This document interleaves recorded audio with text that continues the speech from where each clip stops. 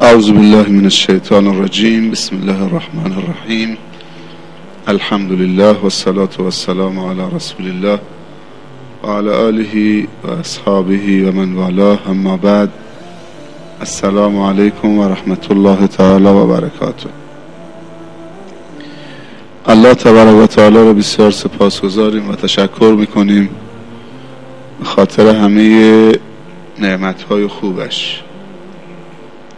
همه نعمتهای خداوند خوب هست، چون خداوند خوب هست. همه نعمتهای خداوند مفید هست، چون خداوند مثبت نگر هست و خداوند حکیم هست. بیهوده حرف نمی زند، بیهوده چیزی را نمی آفریند. الله تبارک و تعالی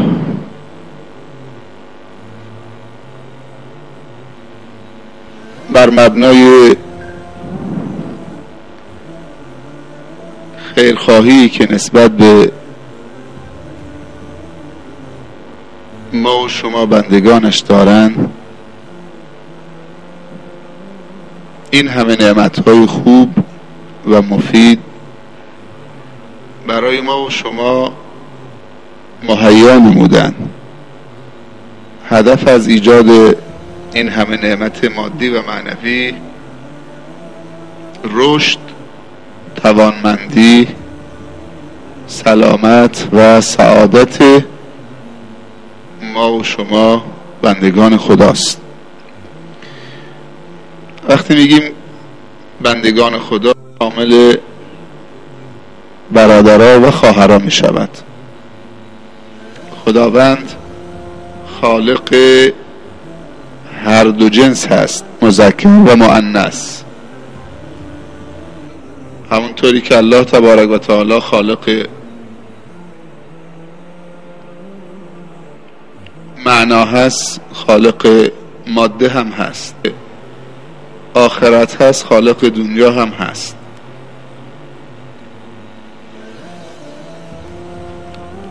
پس همونطوری که نران امت محمد صلی الله علیه و سلم حق بندگی را دارند، حق تعلیم و تعلم را دارند، حق عبودیت را دارند،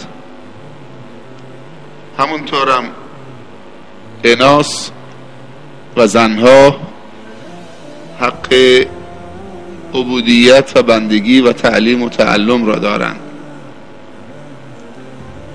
اگر خوشبختی هست، برای هر دو قشر آفریده. اگر دین هست و دینداری هست، برای هر دو قشر آفریده.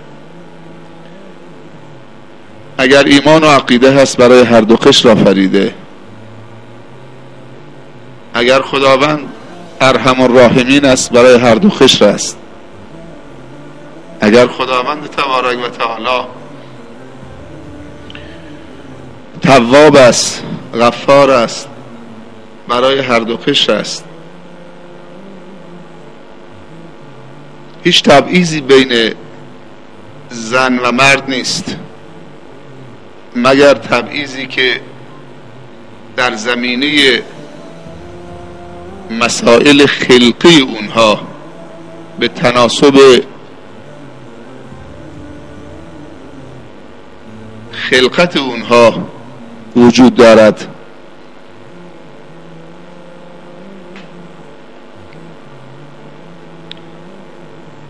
پس خواهرای ما باید یقین بدانند که می توانند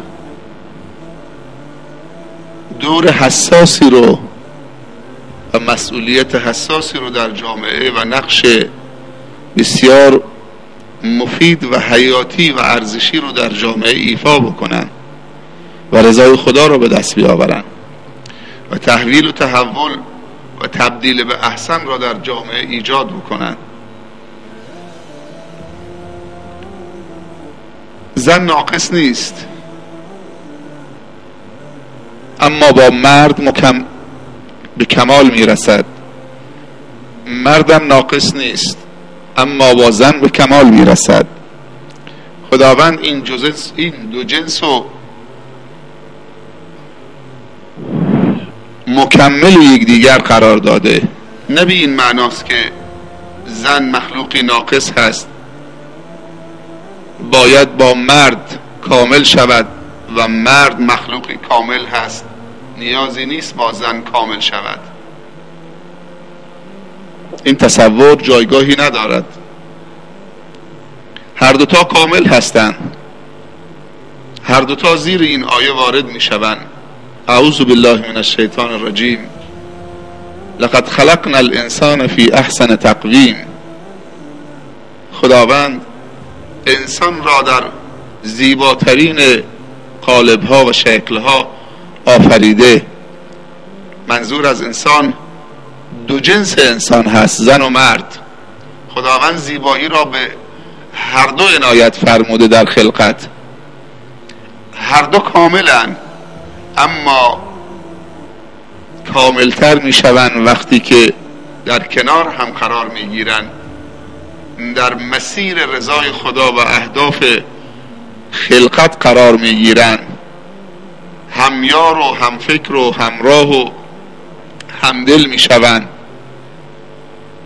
ممکن نیست زنی بدون مرد و مردی بدون زن موفق بشود.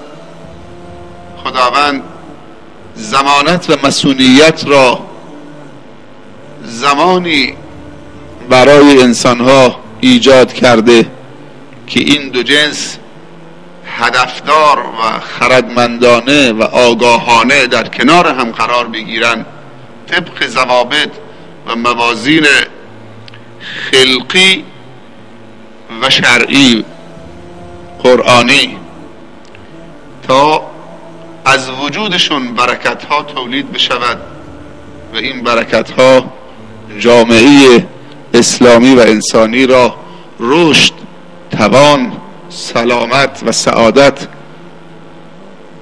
عنایت بفرماید. بنده خداوند و بسیار سپاسگزارم از اینکه همیشه ما را با هدایای ارزشمندش، یعنی توفیقات ارزشمندش، مورد عنایت و حمایت و لطف و مرحمت خودش قرار میدهند. واقعا توفیق حضور رو در این جمع بسیار ارزشی و مفید و ربانی که اعضای این جمع همه از علما و شخصیت ها و نخبگان و انسان های عاشق و دلباخته به خدا و رسول خدا تشکیل میدهند، انسان توفیق حضور پیدا بکند. و توفیق دوم این که انسان بتواند در این جمع بسیار ارزشی ایفای نقش بکند. توفیق سوم این که انسان بتواند در خدمت خواهرای بزرگواری که قطعا حضورشون در این جمع خصوصا از شهرستانها و مناطق دور و نزدیک به مراتب مشکلتر از حضور برادراست. برادرها می توانند سر راه بیستن، هر جایی دیدن سوار ماشین بشوند، مردن، ولی برای خواهرای این مسئله خیلی دشوار هست. ولی با این تفاصیل حضور سبز و پررنگ خواهرها نمیتوان نادیده گرفت و همین حضور سبز و پررنگ شما خواهرای علاقمند در جوار برادرای دیندار و مؤمنتان سبب شده که علما یک عنایت و توجه خاصی دستاندرکاران این برنامه، بانیان این برنامه که در رأسشون جناب حضرت مولانا حفظه الله تعالی قرار دارن، یک توجه خاصی به این قشر از جامعه داشته باشن که هستی مرکزی جامعه اسلامی و انسانی رو تشکیل میدهند و متوجه این قضیه شدن علمای بزرگوار که بی توجهی به قشر خواهرها یعنی فرصت را ایجاد کردن برای توجه مغرضانه دشمنان و مخالفان دین و ایمان و عقیده به خواهرای ما. اگر ما به خواهرها و قشر خواهرامون توجه ویژه نکنیم، از نظر تعلیم و تعلم زمینه رو فراهم نکنیم، امکانات رو فراهم نکنیم، اونها رو در حاشیه قرار بدیم، در آینده فرزندان عالم و توانمند و خدا ترس و با تقوا و پاک و طاهر نخواهیم داشت، چون مادر را در حاشیه قرار دادیم، چون مادر را کنار زدیم، چون اصل تربیتی جامعه رو بهش توجه نکردیم که پیامبر صلی الله علیه وسلم در حدیثی به این اصل اشاره می کند. میفرمایند که الجنة تحت اقدام الامهات، بهشت زیر پای مادران است. یعنی تربیت در دامان و آغوش تربیت یافته مادران صورت میگیرد. مردان بزرگ نتیجه خدا ترسی و تقوای زنهای بزرگ هست. نیاز به مثال نیست، تا دلت بخواهد مثال وجود دارد. امام بخاری که جهان اسلام به اون افتخار میکنن و کتاب اون صحیح ترین کتاب بعد از کتاب خدا هست و جمهور علما و عموم مسلمین اتفاق قول و نظر دارن بر صحت این کتاب و جایگاه این کتاب بعد از کتاب خدا، یک فارسی بوده، یک ایرانی بوده، یک بخارایی بوده. اما این را بدانن خواهرها که امام بخاری در سن طفولیت پدرش را از دست دادن، پدرش به رحمت خدا رفتن، مادر آستین همت و کمر همت رو بستند و بالا زدند و در حق این فرزند هم پدری کردند و هم مادری و هم معلمی. و این فرزند رو در اون شرایط سخت اون زمان با اون امکانات ضعیف و راههای صعب العبور و راههای فرش شده به خار و خاشاک از بخارا همراه قافله ها به اماکن مقدسه به بلاد حرمین برد، در جوار بیت الله الحرام، که این فرزند عزیز و به اونجا برساند که از محضر علمای بزرگ حرمین استفاده ببرد. همه این حرکت ها یک زنی که پذیرفته بود مادر باشد، مادر واقعی باشد و ترس خدا و تقوای خدا و مسئولیت پذیری تمام وجود این زن را فرا گرفته بود و احساس مسئولیت در تربیت فرزند که اگر فرزندان تربیت بشوند جهان و جامعه اسلامی و انسانی متحول خواهد شد پذیرفته بودند. دیدیم که چطوری این زن ایفای نقش کرد و فرزند و تو اون شرایط سخت اون زمان با امکانات کم و خطرات متعدد به بلاد حرمین برد و ثمره چه شد؟ از محضر اساتید و شخصیت ها و علمای بزرگ حرمین که ملتقای علمای جهان اسلام بود بهره‌مند ساخت و این فرزندی که میرفت گمنام بماند چون پدر رو از دست داده بود و منزوی بماند و بی سواد و جاهل بماند و ضعیف بماند و درمانده و بیچاره بماند، توسط یک شیرزن، یک زنی که ترس از خدا داشت و احساس مسئولیت وجود او را فرا گرفته بود، تبدیل به یک سرمایه پایداری شد که تا قیام قیامت این سرمایه پایدار است و ماندگار است و جهان اسلام و جامعه انسانی از این سرمایه بهره‌مند و مستفید خواهد شد. تبدیل به امام بخاری شد. صداقت مادر در تصحیح نیت فرزند و رشد معنوی فرزند و عاطفه های زیبای فرزند و شکلگیری شخصیت فرزند نقش کامل داشت و این فرزند رو با نیت‌های خیر مادر به جایی رسان که در سنین جوانی خواب دید.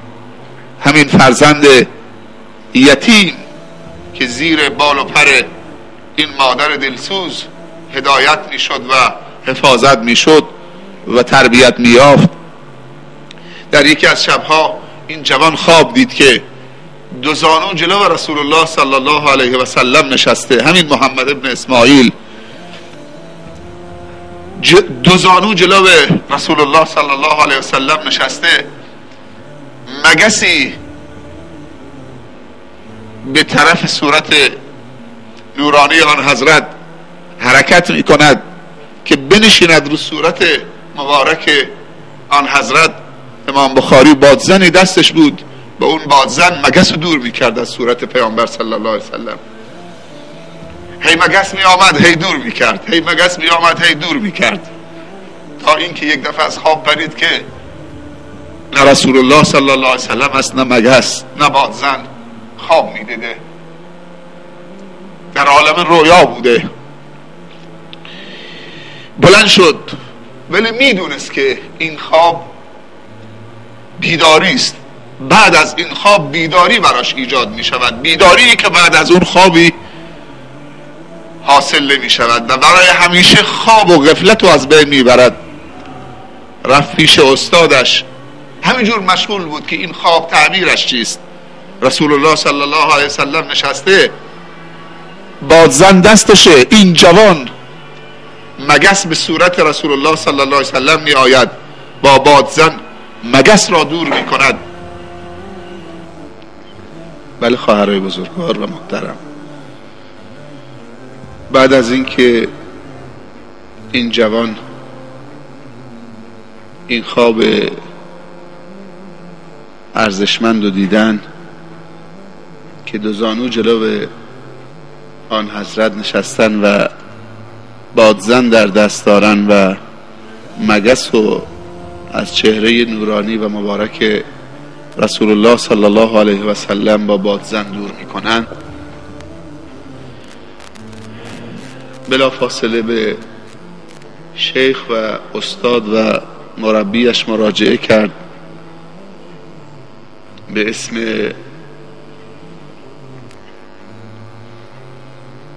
اسحاق ابن راهویه یا اسحاق راهویه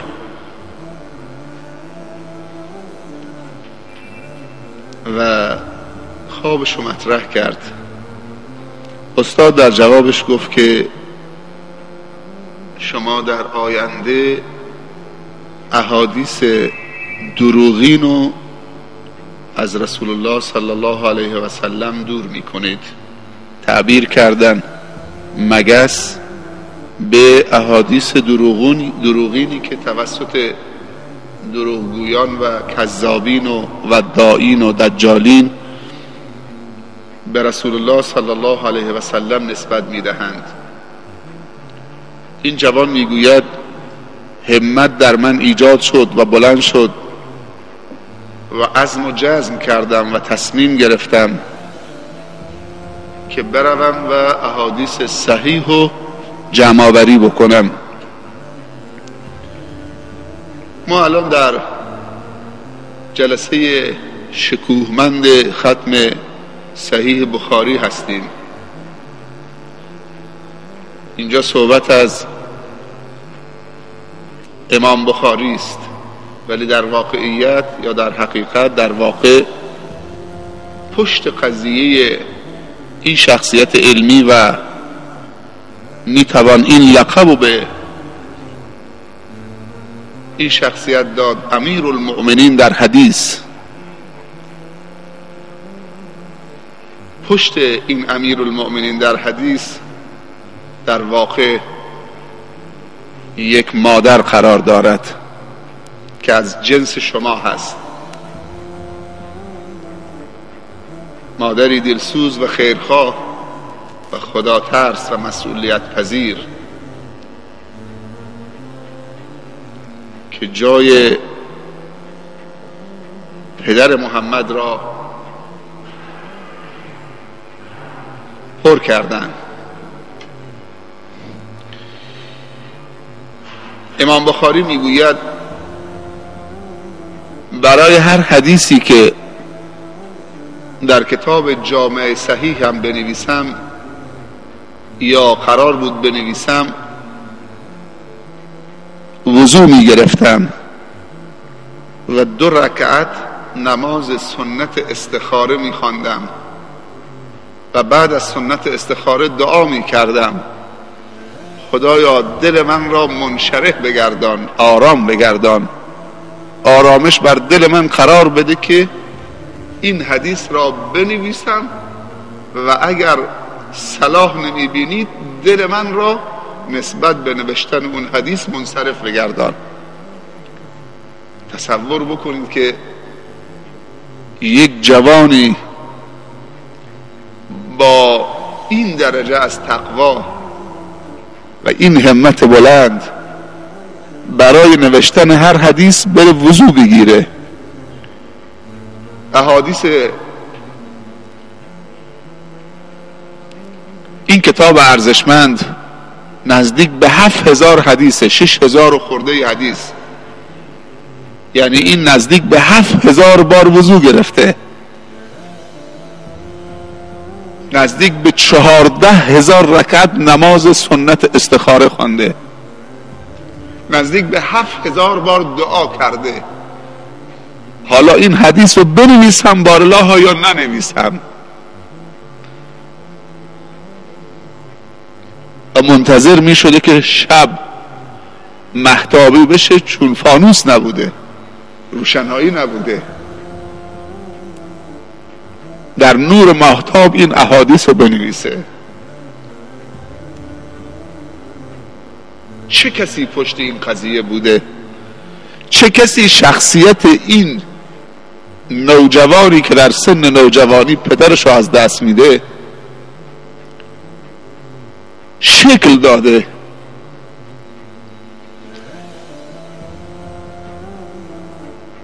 یک بخارایی به این درجه نائل بشه؟ عرب نیست، عجمه.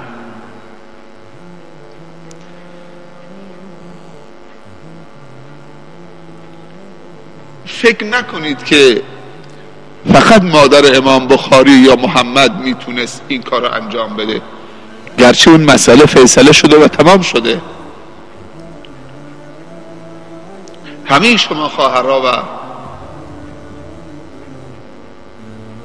مادرای محترم همه تون میتونید اون جایگاه رو داشته باشید. اگر ما درباره ام المؤمنین خدیجه و ام المؤمنین عایشه و ام المؤمنین حفصه و ام المؤمنین ام سلمه، اگر ما درباره عظمت حضرت فاطمه رضی الله عنهم اجمعین صحبت بکنیم، اونها عظیم بودن چون جزو خاندان نبوت بودن، ملهم بودن.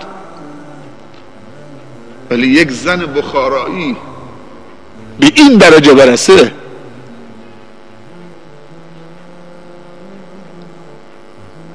درست فضل خدا و توفیق خداست،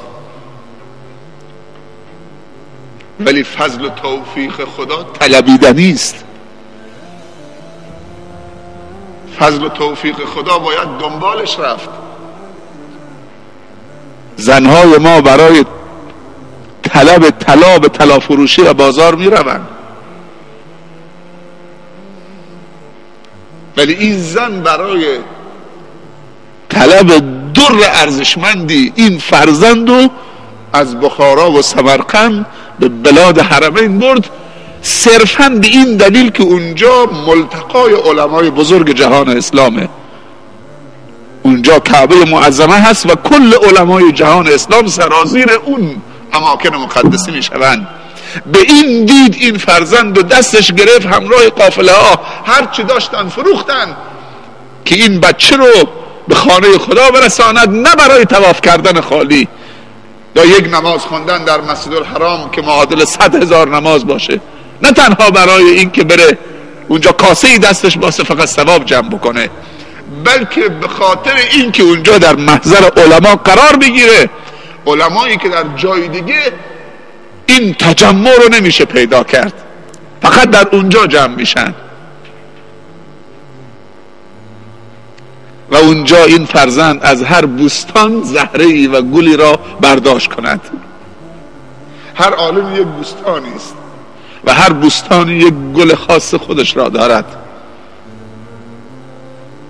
کل زندگیشو فروخت، فرزندشو برداشت این مادر و رفت به بلاد حرمین. نتیجه چه شد؟ نتیجه امام بخاری درست شد که امروز در سراسر جهان اسلام بهش افتخار میکنند.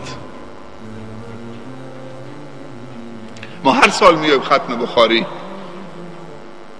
ولی آیا خواهرای ما و مادرای ما و دخترای ما میدونستن که این محمد ابن اسماعیل که این همه آواز انداخته، این همه موقعیت و این همه شهرت داره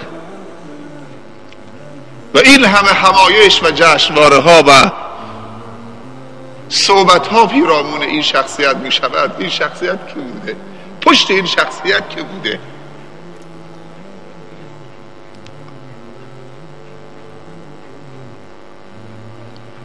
خداوند تبارک و تعالی می فرمایند ولقد یسرنا القرآن للذکر فهل من مدکر. ما قرآن را در دسترس همه قرار دادیم. نگفتی این همه، اسم نبرده چه کسانی هستند.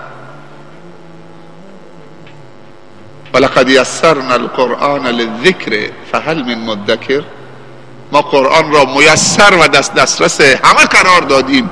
آیا کسی هست که با قرآن ذکر کند؟ نگفته در دسترس عرب ها قرار داده ایم، در دسترس سادات قرار داده ایم. سادات اونهایی که اهل بیتن، جزو خاندان پیامبرن صلی الله علیه وسلم. گفته در دسترس همه قرار داده ایم. من قبلا هم گفتم، فکر میکنم همینجا بوده، ما یک استادی داشتیم در دانشگاه مدینه، استاد تفسیر، اسمش شیخ محمد ایوب بود. 1 سال درس تفسیر به ما میداد، دکترای تفسیر داشت. این شیخ محمد ایوب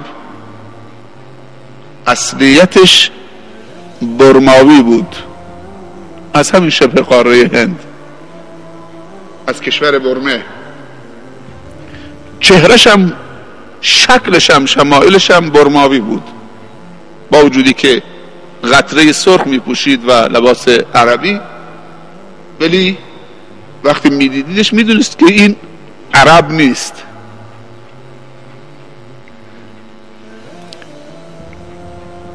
این برماوی از برکت علم و تقوا، فضل خدا میگم، وقتی یک مادر خوب پشت قضیه هست، خطیب و امام مسجد قبا بود، اولین مسجد در اسلام. چند مدت نماز تراویح در مسجد پیامبر در حرم مدینه پیش نماز میشد. یک برماوی، یک هندی، پیش نماز مسجد رسول الله، نماز تراویح تو مسجد الحرام. در مسجد الحرام سید عبدالباعث خطالی تعریف میکرد، میگفت در رمضان رفتیم عمره، من سوال کردم از همین مسئول بلدیه شهرداری خود حرم، مسجد الحرام، که روزی چند تن زباله از مسجد الحرام شما میبرید بیرون تو رمضان؟ هسته خرما و نمیدونم ظرف یک بار مصرف و پاکت دوغ و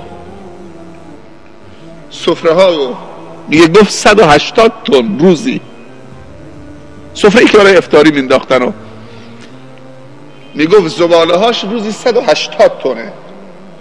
بعد میگه حساب کردم، تقسیم کردم 180 تن زباله در یک روز، چیزی در حدود 1,800,000 نفر درآمد. یعنی روزانه 1,800,000 نفر تو رمضان در مسجد الحرام در نمازها شرکت میکردن. 1,800,000 نفر.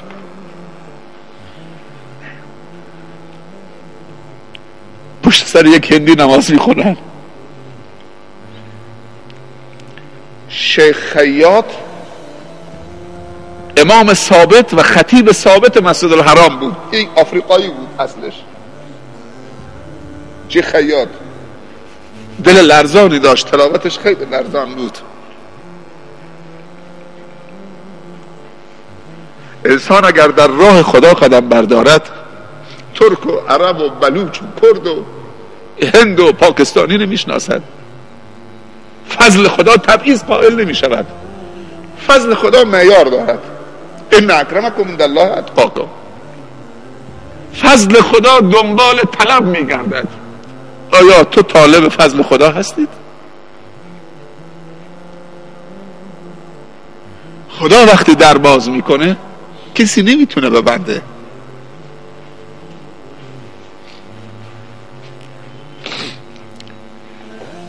اگر که یک جوان به این مقام میرسد، مادر با تقوایی پشت قضیه بوده. خواهرای بزرگوار و محترم، جایگاه شما در جامعه اسلامی و در فرهنگ دینی و در دستورات و در برنامه‌های قرآن و سنت و از دیدگاه خدا و رسول خدا یک جایگاه ویژه است. یک جایگاهی است که مردا غبطه میخورن به خاطر جایگاه شما.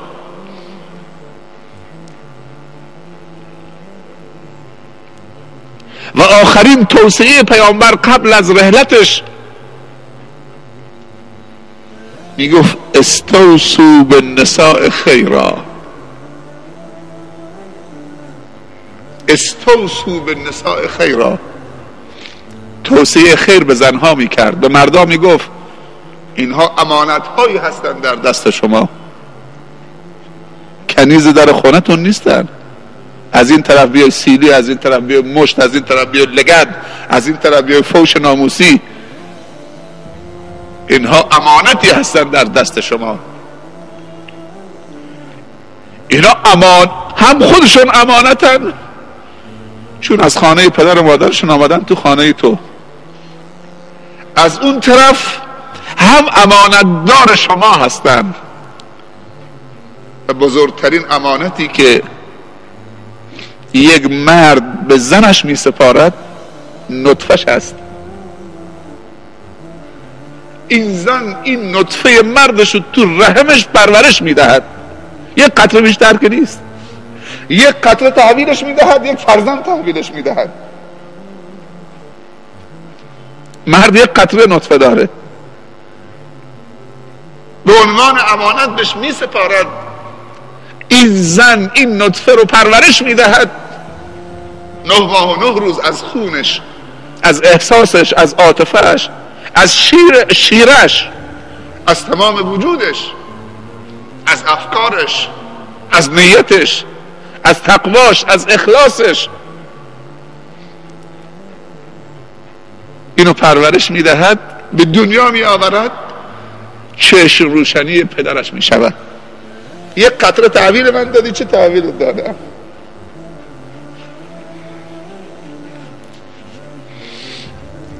باید پدر با او همکاری بکند تا بعد اینو پرورش بدهد.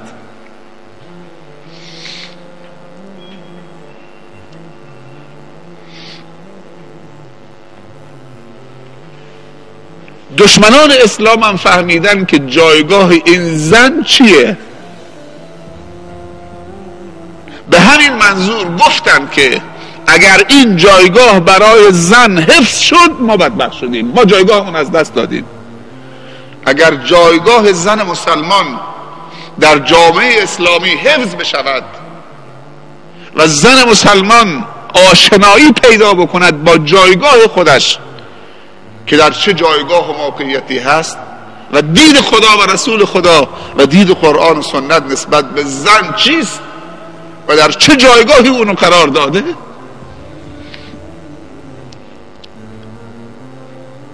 زنهای ما بدانند که جایگاه های دشمنان را متلاشی کردن. دشمن میداند که شما چه جایگاهی دارید، به خاطر همین خواب نمی رود، به خاطر همین همه ابزارش رو به کار گرفته که جایگاه ها رو جا به جا کند، از نماز خواندن به رقصیدن، از لباس تقوا به زینت و آرایش و بی تقوایی، بی عفتی،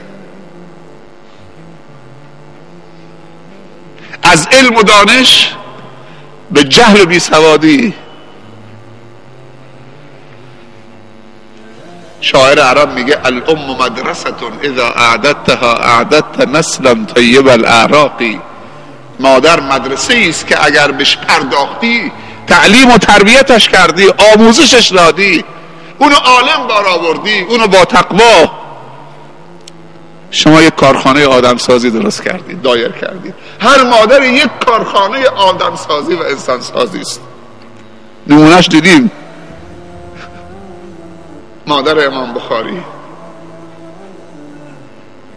نمونهش دیدیم اسما بنت صدیق رضی الله عنها،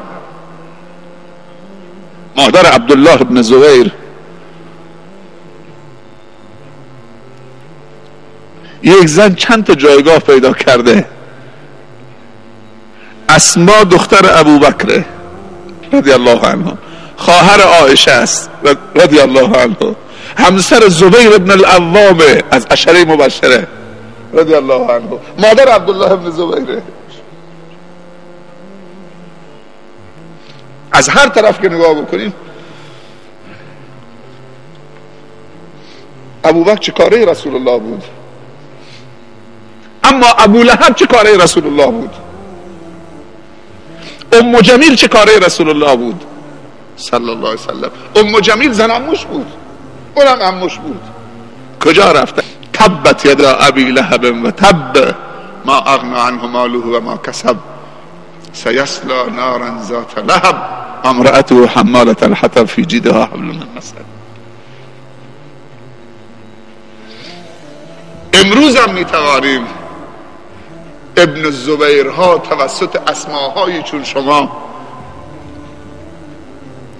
امروز هم میتوانیم حسن و حسین توسط فاطمه های چون شما، امروز هم میتوانیم بخاری ها توسط مادرانی چون شما،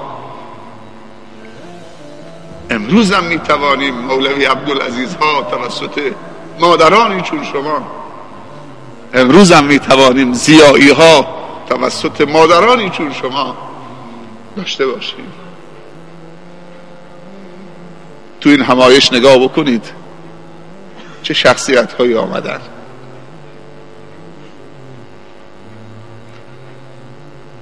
مادر نقش داره. فکر نکنید که خون مادر خونه که توسط لوله ناف به بچه تزریق میشه. خون نیست. لوله ناف که وصل به فرزند و مادر، اون لوله عقیده هست، اون خون طبیعی نیست. عقیده تزریق میشه، عقیده مادر، اخلاق مادر، نیت مادر، سلامتی مادر. فکر نکنید وقتی بچه به دنیا آمد اون لوله قیچی شد، شیر تو سینه های مادر جاری شد، درست رنگش سفیده، فکر نکنید که اون شیره، اون عقیده مادره که بچه می نوشد. ما شخصی داشتیم در بندرعباس، در روستاهای اطراف بندرعباس، آجی میدونه، عبدالرحمن دشگونی تنزاده. فکر نمی کنم که حافظی تو دنیا تو این زمان معاصر ما از اول تا الان شخصی رو پیدا بکنید، بچه‌ای که سواد نداره، از یک روستایی که تا امروز راه ماشین نیست، از پایین کوه تا بالا 3 ساعت راه با الاغ، اهل اون روستا ماشین به چشم ندیدن. یک بچه روستایی که نه سواد داره نه ماشین دیده، ظرف 28 روز حافظ کل قرآن بشه. حتی یکی از دوستان میگفت که روز 2 جز حفظ میکرد، روز 2 جز. ولی ما دیگه جلوش گرفتیم نگذاشتیمش، گفتیم دیگه براش کمی سنگینه. روز 2 جز حفظ میکرد، گفتیم شاید غرور بهش دست بده، دیگه میگه جلوش گرفتیم. روز 2 جز این بچه حفظ میکرد، بعد دیگه در 28 روز حافظ کل قرآن شد. 28 روز. خبر به شیخ زیایی رحمت الله علیه رسید که بچه‌ای هست تو اون گوشه بندر خمیر به اسم کوه بدو، تو 28 روز حافظ کل قرآن شده. گفت اینو بیارید بندر عباس. خودش 2 بار تو حیاتش با الاغ رفتن بالا شیخ زیایی به خاطر دیدن همین بچه، و گفت اگر زنده موندم هر سال 1 بار میام به احترام این بچه بالا. از بندر عباس تا اونجا 1 ساعت راه، تا 1 ساعت و نیم، شاید 2 ساعت تا پایین کوه، 2 ساعت و نیم، 3 ساعت هم با الاغ تا بالا. این بچه رو تو آخرین رمضانی که شیخ زیایی در بندر عباس بود، بعد از اون دیگه به شهادت رسید، آخرین رمضان این بچه رو آوردن تو شب آخر رمضان تو مسجد گله‌داری در بندر عباس. مسجد گله‌داری حکم مسجد مکی رو داره. شیخ زیایی اونجا 30 سال 35 سال رو منبر خود بخوندن. قدیمی ترین مسجد بندر عباس اهل سنت. وقتی این بچه رو تو شب آخر بعد از نماز تراویح آوردن اونجا، خیلی از شخصیت ها، مسئولین، علمای شیعه و سنی همه آمده بودن که اینو آزمایش بکنن. بعد از اینکه نماز تراویح تمام شد شروع کردن. یا آخوندی اونجا نشسته بود، قرآن باز کرده بود، گفت بخون. خوند. یا آیه رو خوند، گفت دنبالش بخون. یکی از اونجا بلند میشد، یکی از اونجا بلند میشد، هر کسی این ایستاده. بچه روستایی. هیبت این جو و فضا، حضور علما، همین اینا تأثیر داره که طرف حفظشو فراموش بکنه. ولی یک مادر پشت این قضیه است.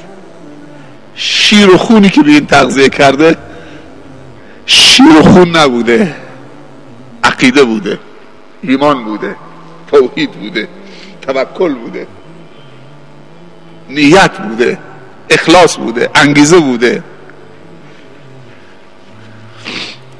تا اینکه یکی از روحانیون تشیع که استاد بوده تو قرائات، یک آیه رو میخونه، اون آیه آخرین آیه سوره بوده، دیگه سوره تمام شده بود، میخونه میگه دنبالش بخون. این بچه یک لحظه نگاه میکنه دست راست، سمت چپش، اینطوری. شیخ رحمت الله علیه فکر میکنه که این بچه توش موند، یادش نمیاد، فراموش کرد. بعد یک دفعه میگه که این سوره تمام شده. اونجا هم تکبیر گفتن. بعد شیخ زاید رو کرد به اون روحانی تشیع گفت اینم از اون اینم از اون مکرهای ایرانی بودا، میخواستید این بچه رو گیر بندازید.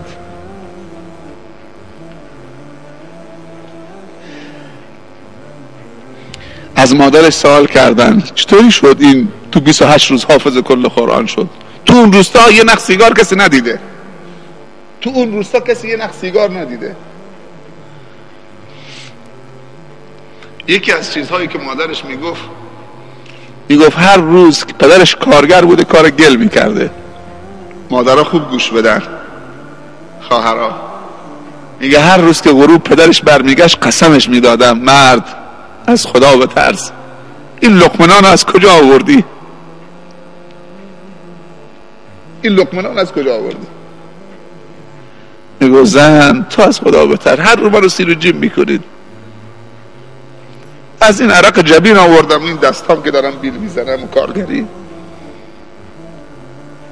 مبادا لقمه‌نان حرام بیارید که نطفه فاسد بشه، نطفه مسموم بشه. هر روز این زن مردشو قسم میداده. بعد این زن میگه که هیچ موقع این بچه رو بیوضو شیر ندادم، هر وقت شیر دادم با نیت شیر دادم، با نیت. مادری که اینطور از حرام خوری میترسد شیرش فاسد نمیشود. کجا این زنها؟ زن مسلمان امروز به خاطر اینکه اندامش شیک بماند تا بچه به دنیا آمد شیر و کوتی به بچه میدهد برای حفظ اندامش که اندامش خراب نشود. ولی آیا زنها میدانند که اونهایی که شیر اضافی تو سینه هاشون دارن اگر این شین بچه مک نزنه احتمال داره که سرطان سینه بگیرن؟ چا هرچی آب بیشتر بکشی آبش زلالتر می شود. یکی از کارهایی که مک زدن بچه انجام میده رحم گشاد شده مادر رو با مک زدن به سینه مادر رحم رو به حالت طبیعی برمیگرداند. و مادرایی که 2 سال شیر که حق بچه است بهش میدن کمتر در معرض سرطان سینه هستن. سرطان سینه امروز شایع شده چون این شیر باید دفع بشه، سهمشه، باید بخوره. والوالدات یرضعن اولادهن حولین کاملین لمن اراد ان یتم الرضاعه. تا بچه به دنیا آمد شیر کوتی. معلوم نیست شیر کوتی از چه درست شده. آیا شیر کوتی احساس مادر رو داره؟ عاطفه مادر رو داره؟ نیت مادر رو داره؟ اون شیر مادر از درونشه.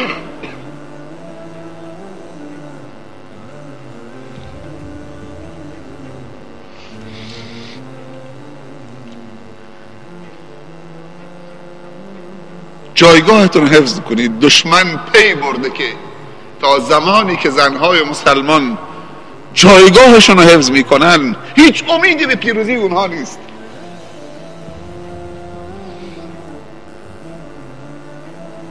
زن مسلمان آوردن عکسشون نیم لخت کردن، معذرت میخوام، زدن پشت صابون لوکس که به فروش برسونن. زن مسلمان و زن آوردن عکسشون نیم لخت زدن پشت یک شامپو که شامپو رو به فروش برسونن.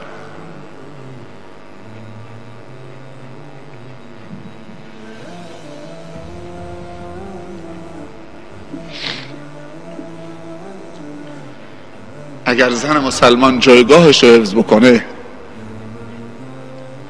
درس بخونه، با شرم و حیا باشه، با تقوا باشه، با غیرت باشه، تلاشگر باشه، مجاهد باشه، ایثارگر باشه، دوشا دوش مردا و برادرها بیان تو صحنه. خصوصا اگر زنهای شوهران و مردانشون عالم و داعی هستند.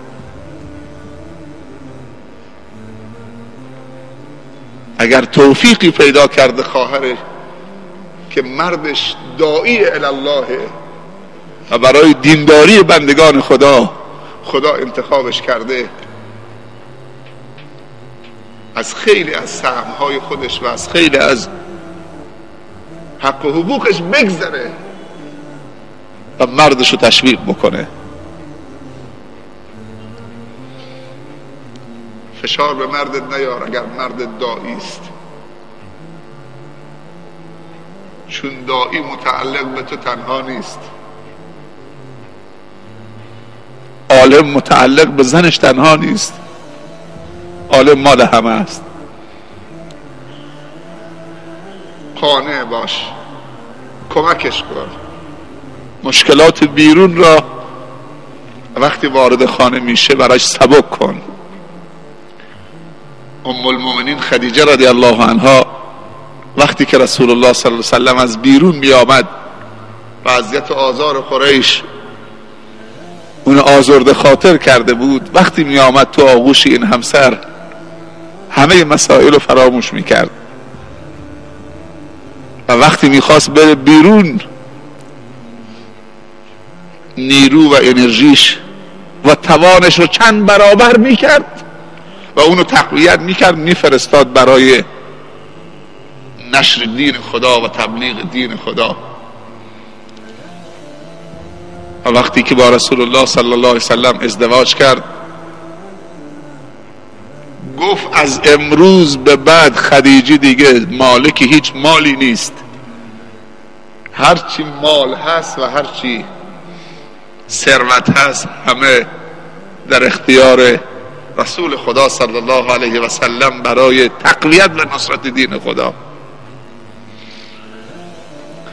آزمایش های سخت شد این زن شریف قریش و سرمایه‌دار و بزرگ قریش که موضع احترام کل بزرگان قریش و صنادید قریش بود، اما در روزهای سخت ابتدای نبوت و در روزهای سخت آزمایش پیامبر صلی الله علیه وسلم، روزی که کل قریش با بنی هاشم و رسول الله صلی الله علیه وسلم و پیروانش مقاطعه کرد و به مدت 3 سال اونها را در شعب ابی طالب در کوهها فرستادن که کارشون به خوردن برگ درخت و پوست و خیلی از بچه ها و زنها تو کوهها تلف شدند. 3 سال قطع رابطه با قریش قطع رابطه و اجازه نمیداد کسی برای اونها آذوقه ببره، با اونها ارتباط برقرار بکنه.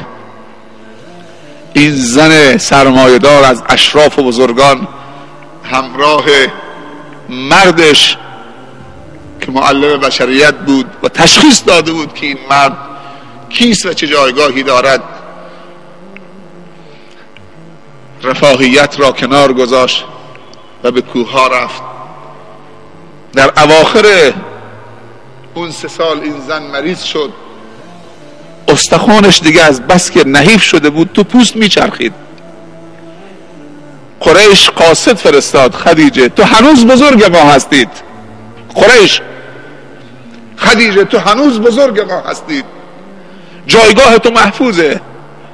اگر دستور بدهید ما تختی را بر دوش 4 پهلوان قریش بفرستیم خدمتت، تو را حمل بکنم تو بهترین قصر مکه قرار بدهیم، به شرطی که دست از دین محمد بکشید.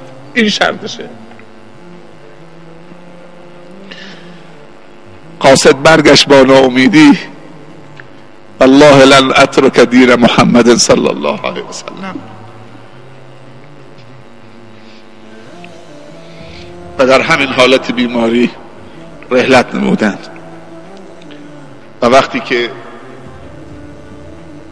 این زن که جای همه چیزو پر کرده بود، رسول الله پدر نداشت، این زن جای پدرش بود، مادر نداشت جای مادرش بود،